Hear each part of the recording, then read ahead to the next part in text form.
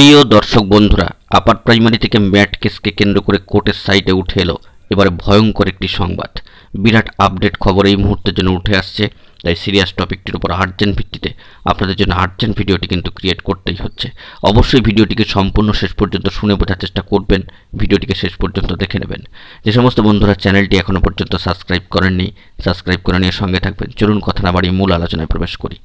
দীর্ঘ এতগুলি মাস পর ম্যাট কেস আবারও ফিক্সড ম্যাটারে আসার পরে হিয়ারিং কিন্তু হলো এবং সুনির্দিষ্ট সময় মেনেই কিন্তু হিয়ারিং হলো। খুব ভালো হিয়ারিং হলো।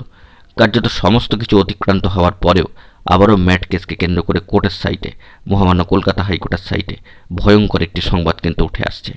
বন্ধুরা, সরাসরি অনস্ক্রিনে গিয়ে সেই বিষয়টিকে আমরা দেখে নেওয়ার চেষ্টা করব। তার আগে জানাই যে গতকালকে শুনানি অত্যন্ত টান উত্তেজনাপূর্ণ এবং তথ্য প্রদানের ক্ষেত্রে বিশেষ গুরুত্বপূর্ণ ছিল। চলুন আমরা অনস্ক্রিনে চলে যাই, সেখান থেকে বিষয়টি দেখে নিই।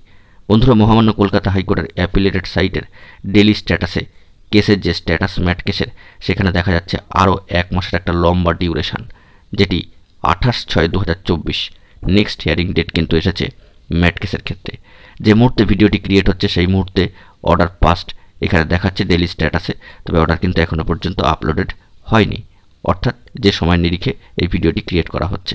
আমরা পরবর্তীতে অর্ডার অবশ্যই পাবো এবং সেখান থেকে বিষয়টিকে বিস্তারিত খুঁটিয়ে আপনাদের সামনে তুলে ধরার চেষ্টা করব। সবথেকে একটি গুরুত্বপূর্ণ বিষয় আপনাদেরকে পূর্বেও জানিয়েছিলাম যে 21 তারিখের কাছাকাছি সময় ফিক্সড ম্যাটারে মামলা কিন্তু রয়েছে, হিয়ারিং হওয়ার সম্ভাবনা কিন্তু থাকছে। সেটি হলো কার্যত এই বিষয়টাও আমরা কিন্তু জানিয়ে রেখেছিলাম সর্বপ্রথম যে গরমের ছুটির পরেই হয়তো যাবতীয় বিষয় নিয়ে আবারও এগোনো হবে।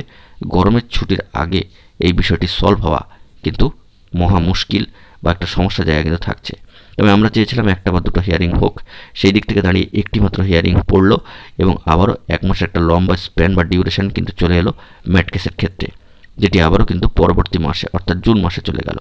অর্থাৎ একেবারে ভোট পর্ব সমাপ্ত হচ্ছে, ভোটের যাবতীয় কাজকর্ম মিটছে এবং তার পরেই কিন্তু গরমের ছুটির পরে মহামান্য কলকাতা হাইকোর্ট খুলছে এবং তারপরে যে বিষয়টি রয়েছে যে একেবারে 28/6/2024 একেবারে জুন মাসের শেষে নেক্সট হিয়ারিং ডেট কিন্তু পড়েছে ফিক্সড ম্যাটারে অ্যাপ্লিকেশন স্টেজ গ্রুপ 2-তে। বন্ধুরা, এক্ষেত্রে একটি সমস্যার জায়গা দাঁড়ালো যে সমস্ত চাকরি প্রার্থী বন্ধুরা দীর্ঘ সময় ধরে অপেক্ষা করছিল, তাদের অপেক্ষার প্রহর কিন্তু আরও প্রখর ও তীব্র হলো। বলা যেতে পারে লম্বা একটা ডিউরেশনের মধ্যে দিয়ে তাদেরকে আবারও কিন্তু যেতে হবে।